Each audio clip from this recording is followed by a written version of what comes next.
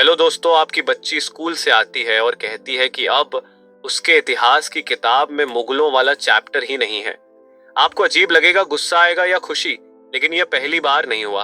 कभी एक जमाने में किताबों में अंग्रेजों की बनाई सोच भरी गई ताकि हमें लगे कि हम बिना उनके कुछ नहीं कर सकते। आजादी के बाद किताबों में ऐसा इतिहास लिखा गया जिससे एक नई पहचान बने, पर कई सच दबा दिए गए।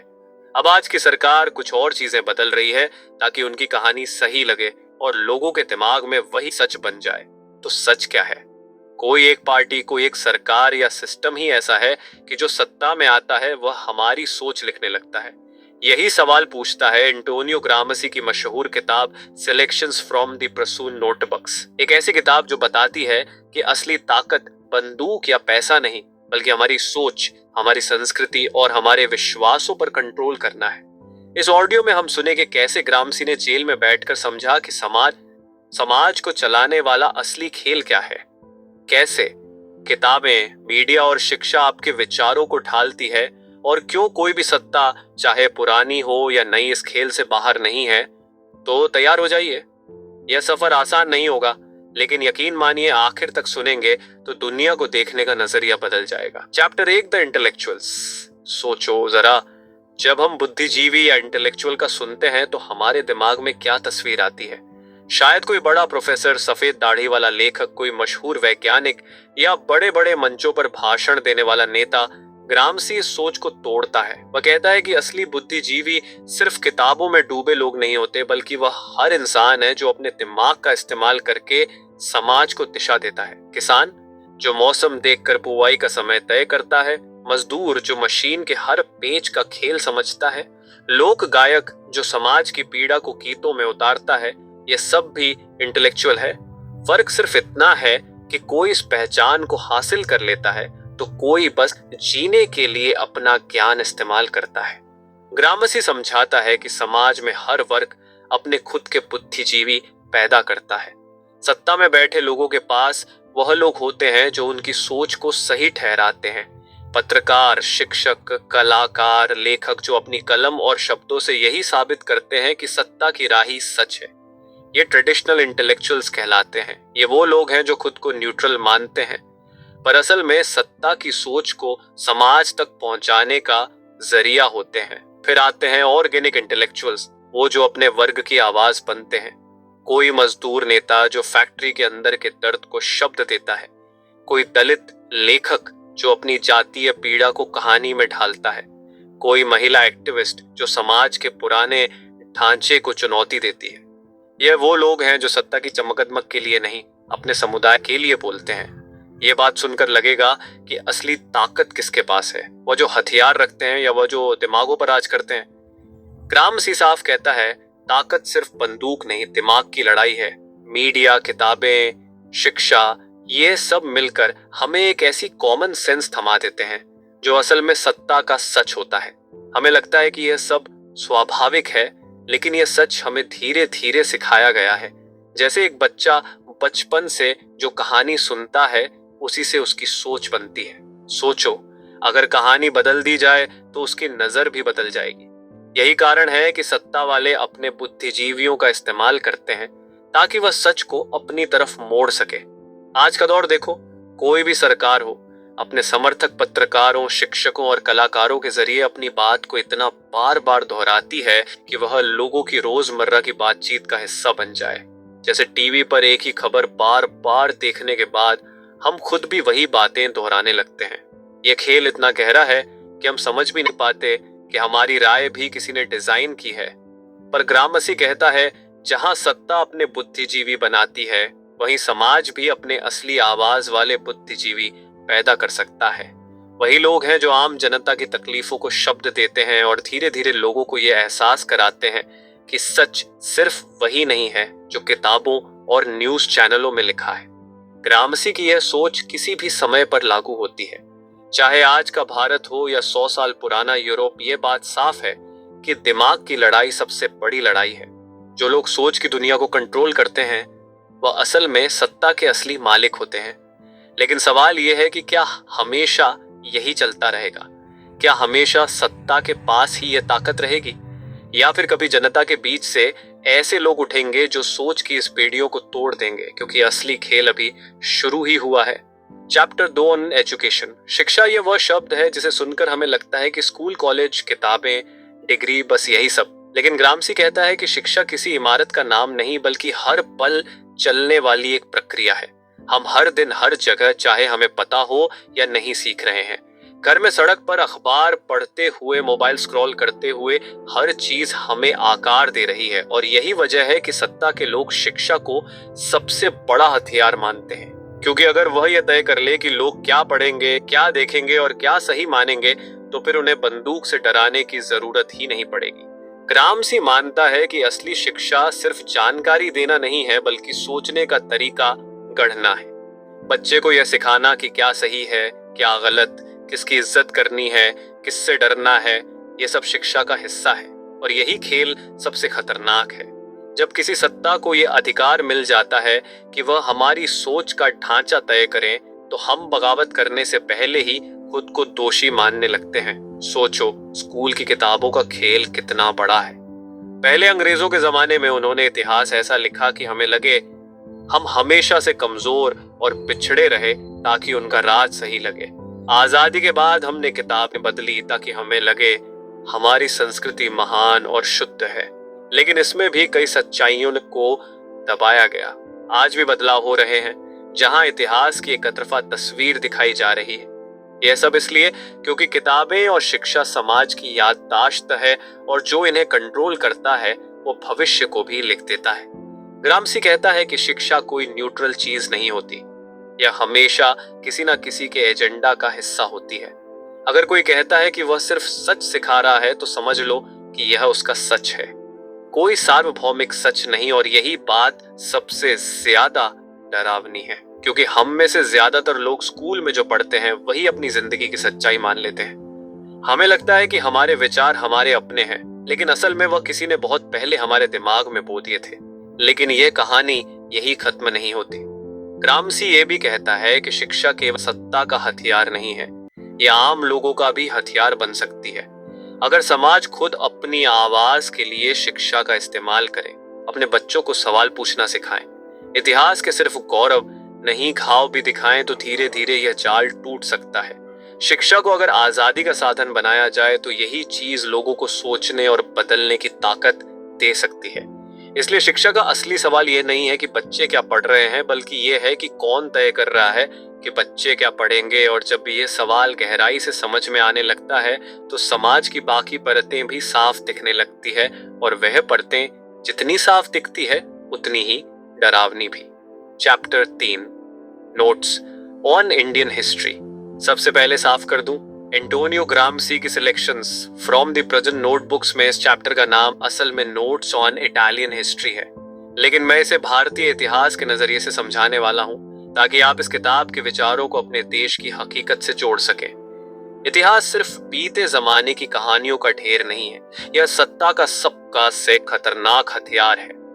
भारत का इतिहास देखो, सदियों तक यहाँ अलग अलग शासक आए गए, लेकिन असली ताकत हमेशा उन लोगों के पास रही जो कहानी लिख रहे थे। अंग्रेजों के समय में यही खेल सबसे साफ नजर आता है। उन्होंने किताबें, कानून और स्कूलों के जरिए हमारी सोच को इस तरह ढाला कि हमें लगे हम हमेशा से पिछड़े और बंटे हुए थे, और उन्हें सभ्यता लाने का हक है। उन्होंने डिवाइड एंड रूल की रणनीति अपनाई, और इसका असर आज तक समाज में गहरे जख्म की तरह है। ग्रामसी का कहना था कि कोई भी सत्ता बदलाव ऐसे लाती है कि आम जनता को लगे जैसे कुछ बदल गया है, लेकिन हकीकत में सत्ता का खेल वैसा का वैसा रहता है। इसे उसने पैसिव रेवोल्यूशन कहा। भारत का इतिहास देखो, अंग्रेज गए पर उनका बनाया सिस्टम और सोच का ढांचा काफी हद तक वैसा ही रहा। अफसरशाही, कानून, शिक्षा सब अंग्रेजों की बनाई हुई संरचना पर ही टिका रहा। आजादी के बाद भी सत्ता एक छोटे तबके के हाथ में रही, और गांव कस्बों के लोग उस सिस्टम का हिस्सा महसूस ही नहीं कर पाए। इतिहास की किताबों को देखो तो यह खेल साफ दिखता है। आजादी के बाद नई सरकारों ने भी इतिहास को अपने तरीके से लिखा, कभी अपने नायकों को बढ़ा चढ़ा कर दिखाया, कभी विरोधियों को मिटा दिया। यह सिर्फ भारत की नहीं, हर देश की हकीकत है। इतिहास को हमेशा सत्ता की नजर से लिखा जाता है। बच्चे स्कूल में वही सच सीखते हैं जो उस समय सत्ता चाहती है, और जब पीढ़ियां इसी सच के साथ बड़ी होती है तो उन्हें अपने अतीत की सही तस्वीर कभी देखने को नहीं मिलती। भारत का इतिहास इतना बड़ा और जटिल है कि हर विचारधारा उसमें अपनी कहानी खोज लेती है। कोई इसे सुनहरे अतीत की कहानी बताता है तो कोई इसे संघर्षों की दास्तान। लेकिन ग्रामसी कहता है कि अगर जनता अपने इतिहास की असली तस्वीर नहीं देखती तो वह हमेशा सत्ता के लिए मोहरा बनी रहेगी। क्योंकि अगर आपको यह नहीं पता कि आप कहां से आए हैं तो कोई भी आपको यह यकीन दिला सकता है कि आपको कहां जाना चाहिए। ये सोच आज भी लागू होती है। सोचो, अगर कल किताबों से किसी पूरे दौर को मिटा दिया जाए तो अगली पीढ़ी को उस दौर की सच्चाई कैसे पता चलेगी। इतिहास की यह अदृश्य सेंसरशिप हमें वह इंसान बना देती है जो सत्ता चाहती है, और यही वजह है कि इतिहास सिर्फ अतीत नहीं बल्कि एक जिंदा हथियार है जो या तो जनता को ताकत दे सकता है या उन्हें हमेशा के लिए चुप कर सकता है। और जब ये बात समझ आती है तो हमें समाज के उस अदृश्य जाल की झलक मिलती है जो नजर तो नहीं आता लेकिन हमारे हर फैसले को, हर सोच को अपनी पकड़ में रखता है। Chapter 4, the modern prince. Gramsci इस चैप्टर का नाम द मॉडर्न प्रिंस रखता है ताकि वह मचियावेली की मशहूर किताब द प्रिंस की ओर इशारा कर सके। मचियावेली ने बताया था कि एक राजा को सत्ता में बने रहने के लिए चालाक, निर्दयी और रणनीतिक होना चाहिए। लेकिन ग्रामसी कहता है कि आज के दौर में असली राजा कोई अकेला व्यक्ति नहीं बल्कि एक संगठित राजनीतिक पार्टी या आंदोलन है। यही पार्टी लोगों को जोड़ती है, उनकी सोच को दिशा देती है और समाज का भविष्य तय करती है। ग्रामसी मानता है कि अकेला नेता चाहे कितना भी ताकतवर क्यों ना हो, वो व्यवस्था को लंबे समय तक नहीं बदल सकता। असली ताकत एक ऐसे संगठन में है जो जनता की नब्ज को समझे, उनके मुद्दों को उठाएं और उनके सोचने के तरीके को नया आकार दें। यही मॉडर्न प्रिंस है। ये कोई ताज पहने राजा नहीं बल्कि एक ऐसा समूह है जो समाज में बदलाव की ताकत बन सकता है। वो कहता है कि एक क्रांति सिर्फ बंदूक से नहीं होती। अगर तुम्हें किसी व्यवस्था को बदलना है तो तुम्हें पहले हेजेमनी यानी लोगों की सोच और संस्कृति पर पकड़ बनाने की कला सीखनी होगी। अगर जनता तुम्हारे विचारों को सही मानने लगे तो असली सत्ता तुम्हारे पास आ जाती है। यही वजह है कि ग्रामसी राजनीति को सिर्फ चुनाव जीतने का खेल नहीं मानता बल्कि संस्कृति और विचारों की लड़ाई मानता है। इस बात को समझने के लिए आज का दौर देखो। हर राजनीतिक दल सिर्फ वोट मांगने में नहीं लगा, वो आपकी सोच को भी बदलने की कोशिश कर रहा है। सोशल मीडिया पर लगातार प्रचार, फिल्मों और सीरीज में कुछ खास विचारों को बढ़ावा, स्कूलों में पढ़ाई जाने वाली कहानियां, यह सब उसी मॉडर्न प्रिंस का हिस्सा है। असली खेल सत्ता पाने से पहले दिमाग जीतने का है। ग्रामसी कहता है कि पार्टी या आंदोलन को सिर्फ सत्ता में आने का सपना नहीं देखना चाहिए बल्कि वह जनता को खुद सोचने, सवाल पूछने और बदलाव की ताकत रखने वाला बनाना चाहिए। अगर कोई पार्टी सिर्फ चुनाव जीतने पर ध्यान देती है तो वह असली मॉडर्न प्रिंस नहीं है। असली ताकत तब बनती है जब लोग खुद समझने लगते हैं कि उन्हें क्यों और कैसे बदलाव चाहिए। यह चैप्टर हमें यह सोचने पर मजबूर करता है कि राजनीति दरअसल कितनी गहरी है। ये सिर्फ नेता और वोटों का खेल नहीं बल्कि समाज की आत्मा को पकड़ने की लड़ाई है, और अगर ये लड़ाई जीत ली गई तो बाकी सब अपने आप बदल जाएगा।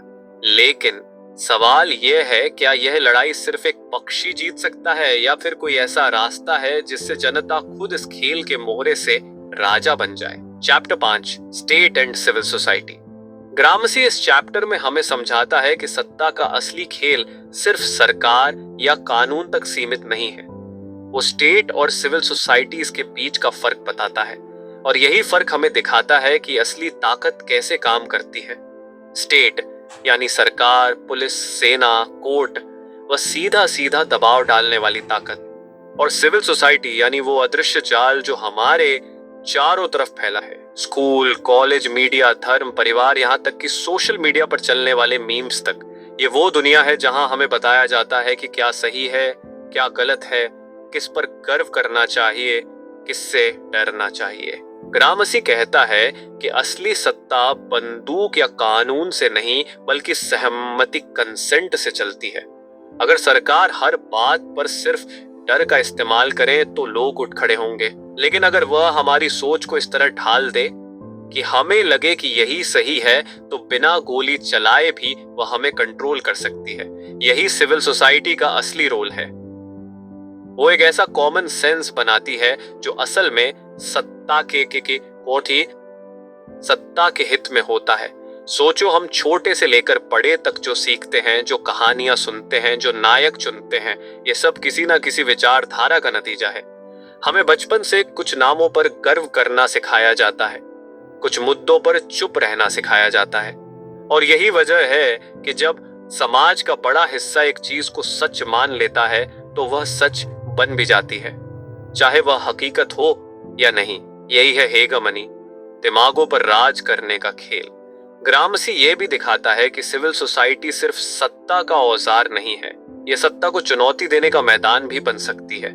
जब कलाकार, लेखक, शिक्षक या सोशल मीडिया पर एक्टिव लोग अपने तरीके से सच बोलने लगते हैं तो वही समाज में नई सोच पैदा कर सकते हैं। यही वजह है कि सत्ता हमेशा मीडिया को कंट्रोल करने, किताबें बदलने और असहमति की आवाजों को दबाने की कोशिश करती है, क्योंकि वह जानती है कि अगर सिविल सोसाइटी उसके खिलाफ हो गई तो बंदूकें भी उसे नहीं बचा पाएंगी।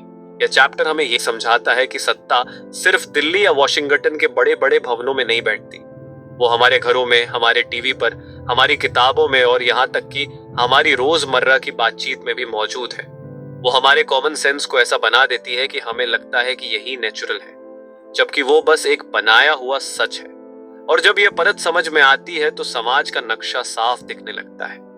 हमें एहसास होता है कि जो दुनिया हम देख रहे हैं वो पूरी सच्चाई नहीं है, लेकिन इस सच को समझ लेना ही खेल का अंत नहीं, यह तो बस अगली चाल की शुरुआत है। Chapter Americanism and Fordism.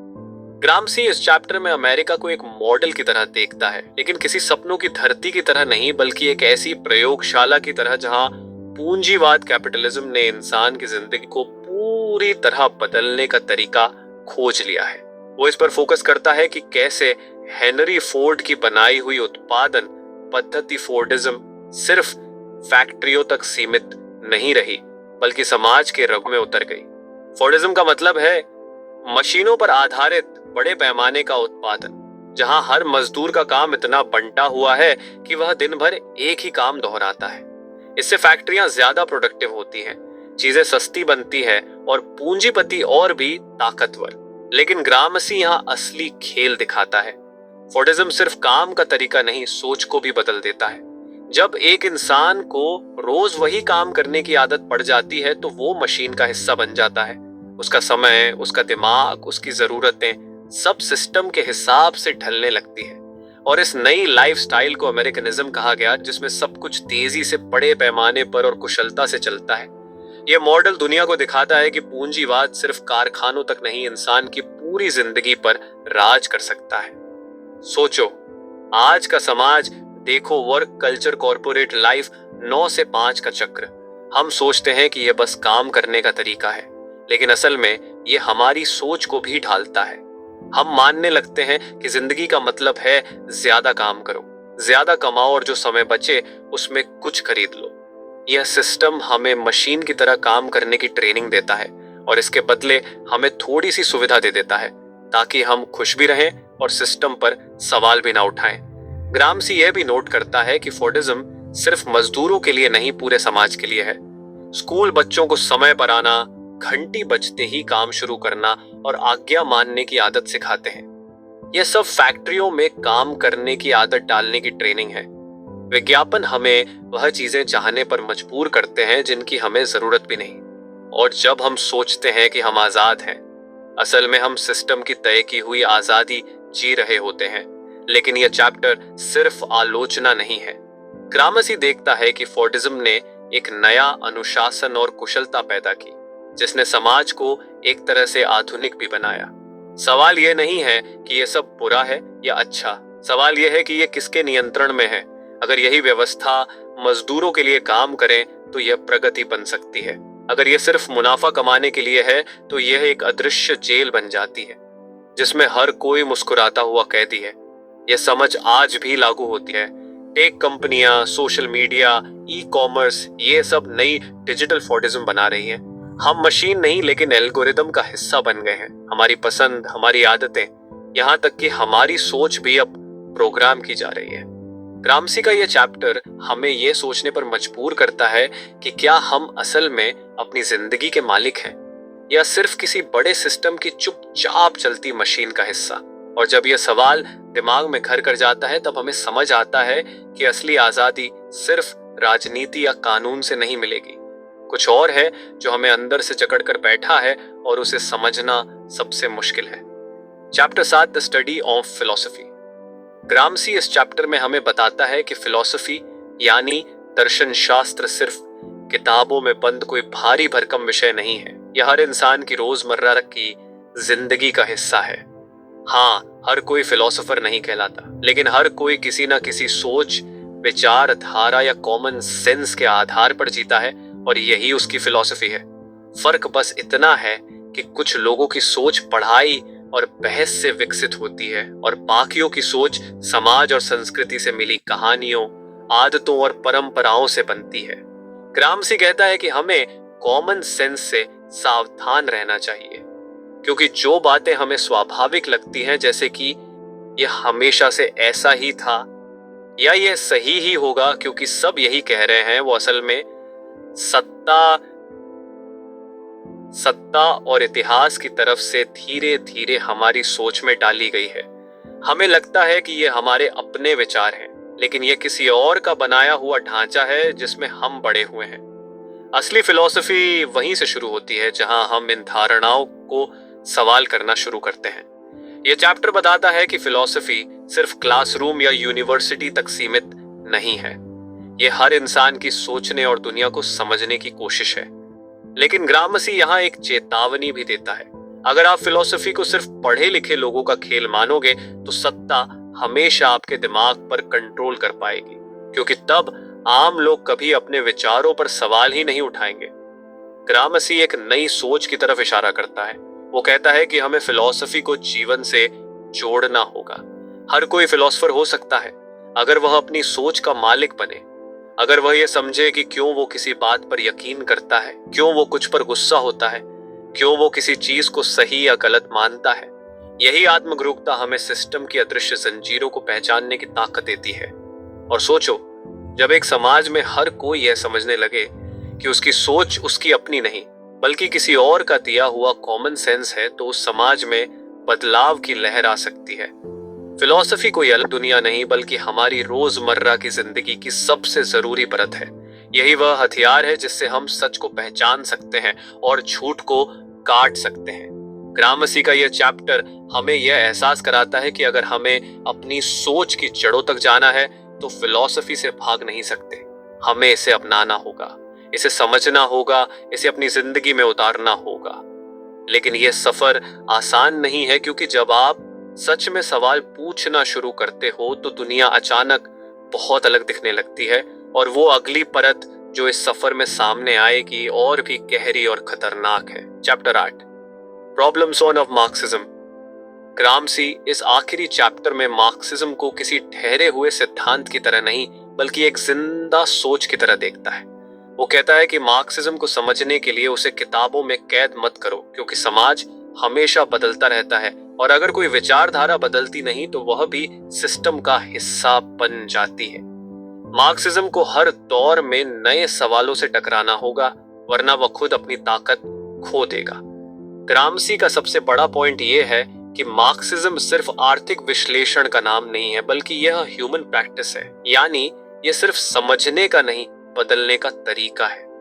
लेकिन वो यह भी मानता है कि मार्क्सिज्म को लागू करना सीधा साधा नहीं है, क्योंकि हर देश, हर समाज, हर दौर की अपनी सच्चाई होती है।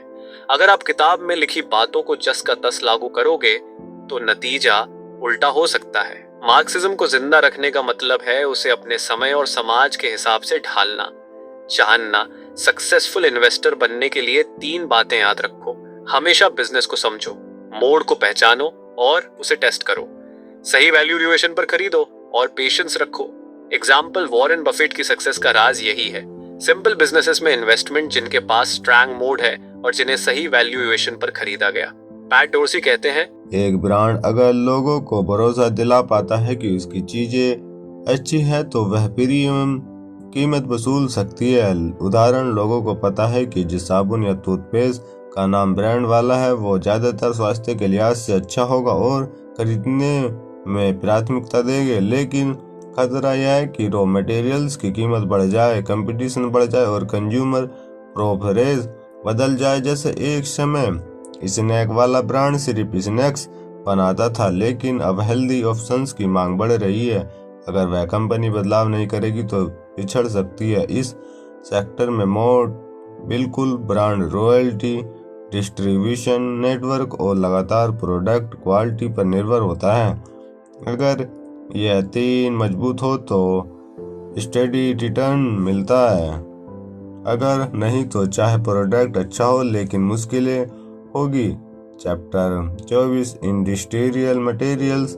इंडस्ट्रियल मटेरियल सेक्टर में आते हैं वो सामान जो भारी भरकम कामों में इस्तेमाल होते हैं। Pipe, steel, chemicals, construction materials, fertiliser इत्यादि। यह काम अक्सर बोझल होता है, इकोनॉमिक साइकिल से बहुत प्रभावित होता है। मिसाल लो कि एक स्टील कंपनी है, अगर इंफ्रास्ट्रक्चर प्रोजेक्ट्स ज़्यादा हो, डिमांड बढ़ेगी, कीमतें बढ़ेगी, मुनाफा बनेगा।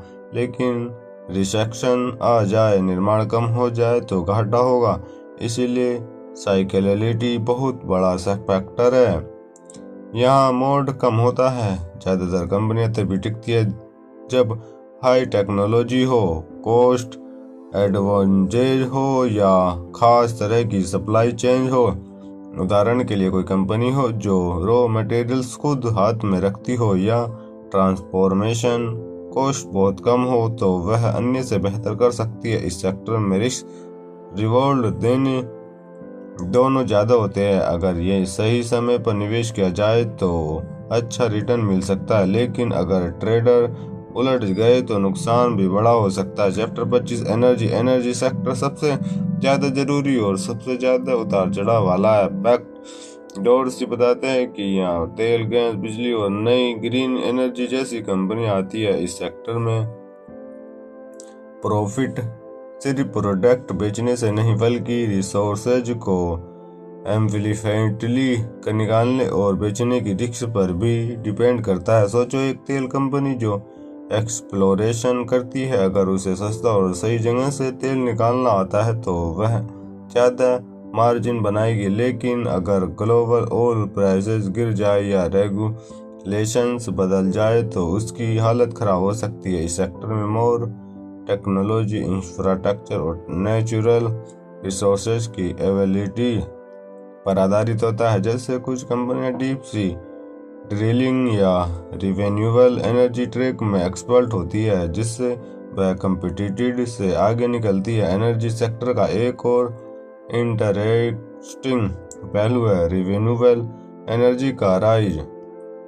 अगर कोई कंपनी जल्दी स्विच कर ले तो वह फ्यूचर की लीडर बन सकती है। यह सेक्टर रिस्क हैवी है लेकिन टाइमिंग और रिसर्च के साथ बहुत बड़ी अपॉर्चुनिटी देता है। और चैप्टर 26 यूटिलिटीज।